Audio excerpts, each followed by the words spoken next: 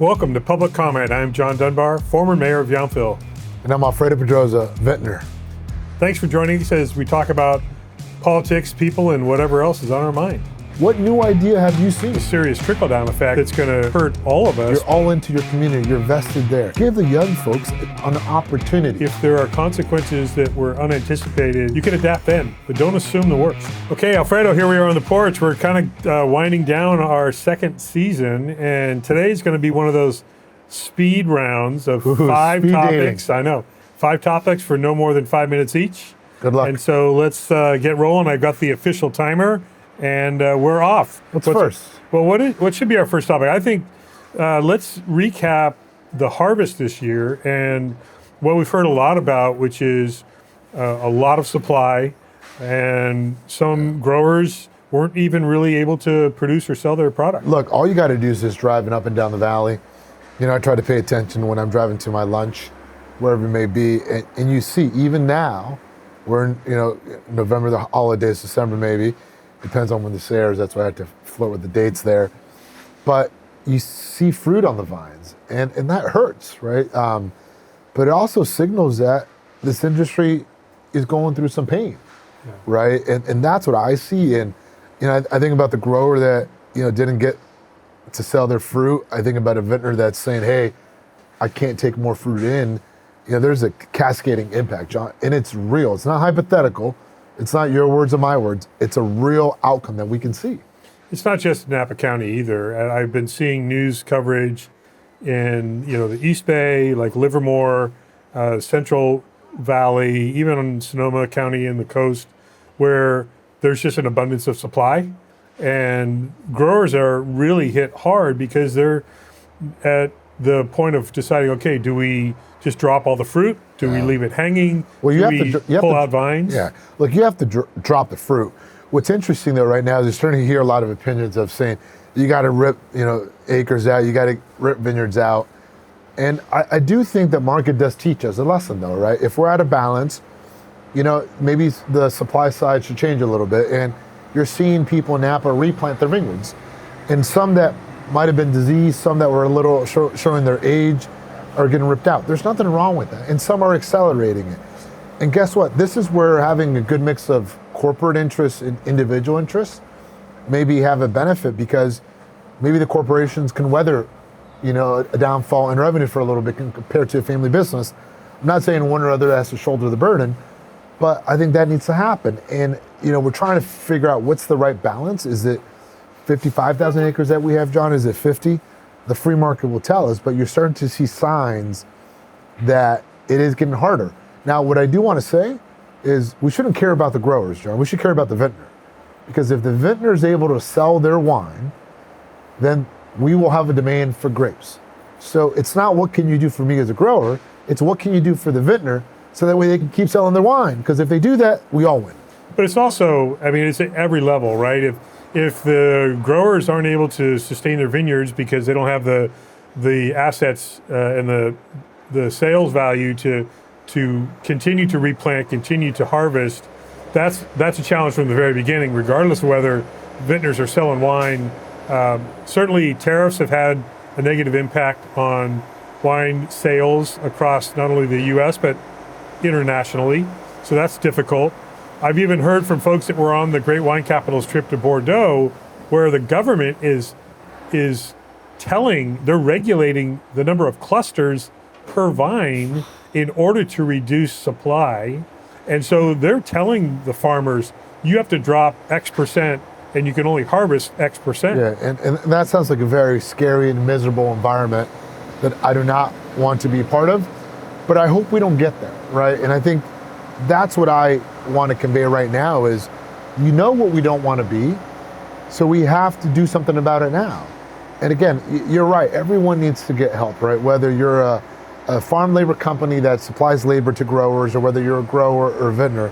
My whole point is that I know where the structure is, right?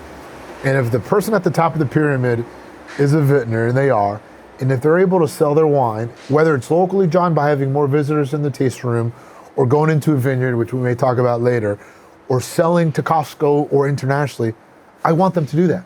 And I want to make sure that we're eliminating as many barriers as we can, because that's how we all win, right? So our success is tied to them, and that's okay to say that, but we got to understand that you're starting to see the impacts locally, right? And that's someone's vineyard that didn't get picked. That means there's people that didn't get work because those vineyards were not picked. Well, I want people to remember it's not just about the growers and the vintners, it's all the other jobs associated with the industry. It's the property tax values that are dropping so that there's less property tax for the county. And it's a serious trickle-down effect that's going to hurt all of us because we have been reliant for many decades now on continued success in the industry. It's just not automatic. I agree. Are we done with this topic? We're out of schedule. We are out of time. Okay. What? We're moving on to our next one. Okay. I just have to unlock my phone. Oh. I don't know if you're texting. That's why we talked too long. All right. What is the next topic? I think we should, we were flirting with, the industry, and I think there's some legislation that was passed by a good assembly member in Santa Rosa, Rogers, that I think AB 720. And from what I heard, John, I don't claim to know it verbatim, but it essentially was going to allow people to have an experience in the vineyard. And they passed it, the state legislator passed it, and I just want to pause there. The state legislator did something good. Yeah, right? They were phenomenal. Well, they acknowledged that this is a difficult time for the industry, and they were willing to modify the very strict regulations on the industry. It allows up to 36 what people are calling pop-up tasting events. As long as you have a state alcohol license and you control or own a property, you can have a vineyard without a production facility, winery, and potentially have tastings on that property. That's been prohibited before. Which I think was dumb, right? So say I have a vineyard and I sell to someone and they're licensed. If they want to take a client out there or a group out there, what this bill would essentially allow them to do is take that group, that VIP into the vineyard to taste wine. And guess what? Isn't that what agriculture is about, John? To connect people to the land, to humanize it, to make it more personable. I think that's a good thing. But what I've been hearing though, John, is that Napa County, right, in their wisdom, they want to maybe make it harder. And I don't know if, I shouldn't say don't, I do know that is dumb. Well, that's going to be back up on the agenda for the Board of Supervisors in a meeting here in November, soon, probably before this airs. But they have the ability to regulate. They cannot prohibit what the state law, new state law allows. There have been a lot of folks already talking about, please don't add a burden on top of this restriction. Let's at least see how it plays out. And if there are consequences that we are not comfortable with, then you can adapt later. But don't assume it's going to be a problem. Well, and to me, I've heard, they want to impose some limits on trips, right? And I can just tell you, because I'm living at the very top of Atlas Peak. You know how many times you can regulate Amazon packages from coming to my house? You can't. 0. If I want to get my waste service picked up daily, can I do that? Yes. Yes. Do you regulate the county? No. UPS? No. Mail? No. My gardener? No. My land? You don't have any limits. So, and I hear the intention of, we want to make sure that if we're adding people, that we're adding intensity, John, that we're not making it unsafe. And I that's genuine and that's true, and I do believe that's the purpose. But adding 2 cars or 4 cars is not going to make my area or my neighborhood less safe or more safe. So I just want to get down to the practical effect. The county, in my opinion, they are trying to do something good. But don't get in the way of goodness with stupid policy goals. Yeah, I'm concerned, and like I said, this may have already happened by the time that we published this episode, but talk about, again, road standards. And the fact that this entire county has old roads that are not, in some cases, compliant with today's standards. But if we said nobody can do anything on the old roads, we'd shut down the whole county. And so there needs to be some common sense and some understanding about, yes, we don't want to open it up to everybody to do whatever they want with no regulation. That's not what we're talking about. I think this is a very reasonable step forward. And like I said, if there are consequences that were unanticipated, you can adapt then, but don't assume the worst. I agree. I think we've covered this topic, John. What's new? What's different now? Another topic. I'm ready. I know. We're gonna We almost made the whole 5 minutes that time. Wow. So we're going to move on. Should we do like special events, John? You and I went to one recently, the Napa Valley Standard. It was a little preview of next year's Napa Valley Standard.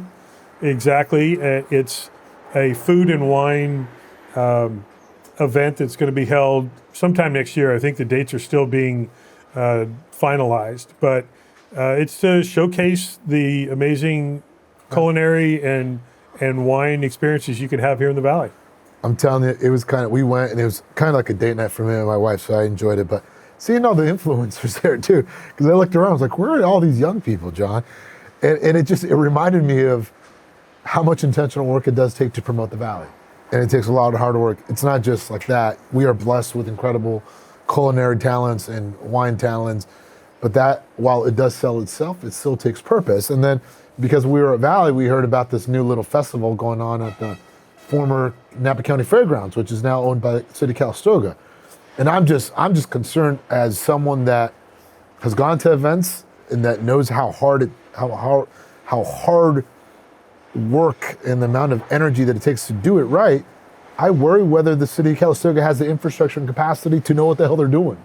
Well, my perspective is no, they don't.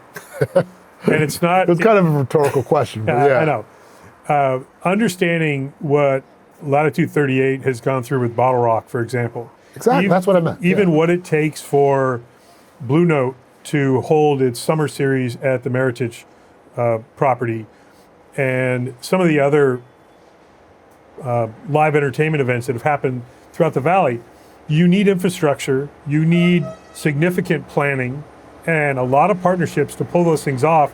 I hope the city of Calistoga is doing its due diligence and not thinking, oh, this is just going to be an easy week or weekend of music and everybody will have a good time. And I'll tell you, look, I love the fact that we're sharing our community, our Valley with people.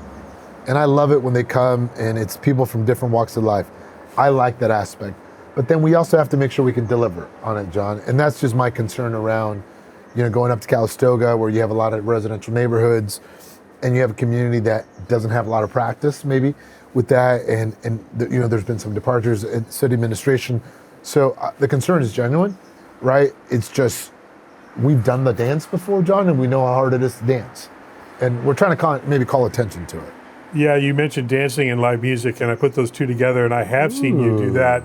It's a beautiful So maybe scenery. we should warn Calistoga that I'm going to go up there? Going up there. But, I appreciate the creativity that they're showing, and they're being willing to try something new because, Calistoga has tended to be a little more, let's not do something new because we don't know what the consequences will be. But so I'll give them credit for at least giving it a go. John, you're a good man because I think you are calling that out, and that's fair, right? That they are trying something new, and we shouldn't be doom and gloom all the time. So let's give them credit for that because that, I bet, is exciting for the electeds, and maybe they just need a little bit of encouragement to make sure your house is in order. Well, and also I just, since I don't know the details, but I know being on the Napa Expo board with Latitude 38 and the significant work that went into the contract for them and being a state property also, there were certain restrictions that were put on what they can do. I hope the city of Calistoga understands the restrictions that they have as a city government to have a public event, going through like, public bid process and all those things, making sure infrastructure, their main street is state highway. Have they worked out what's going to happen with Caltrans, for example? So hopefully they're looking to some of the folks that have done these kind of events locally so that they can learn from them. I agree, John. And I'm going to throw a curveball because, another topic, it's right in front of me and it's coming to mind. And I know this because I'm hearing, all the people working on this incredible development in downtown Napa, and they're speaking Spanish, John. And I don't expect you to know that because you're not bilingual, but I am.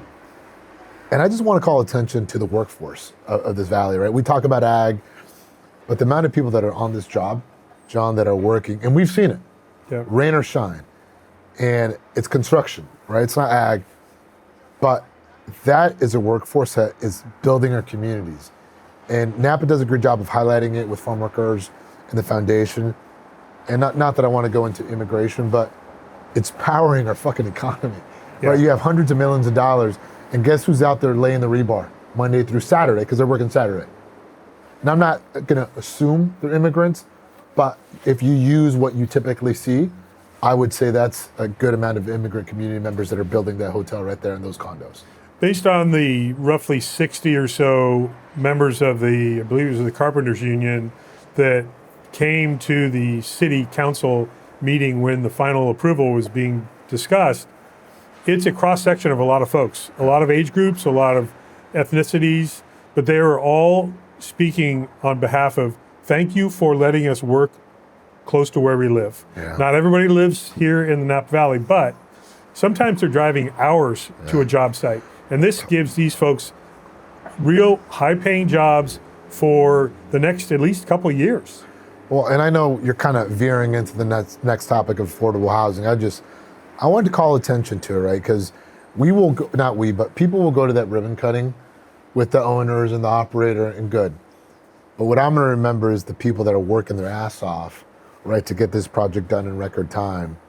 And it is people from our immigrant community, right? So yes, we can get lost in the shuffle of immigration policies or whether people are scared to go to work. They're doing it, right? And we should celebrate that and we should acknowledge that. And maybe next time we talk about immigration or people are talking about it, right? Don't try to assume that you're speaking for them. Listen to the people that are doing the work, because that's what I'm seeing right now. So it struck a chord with me, John, because it's right in front of us.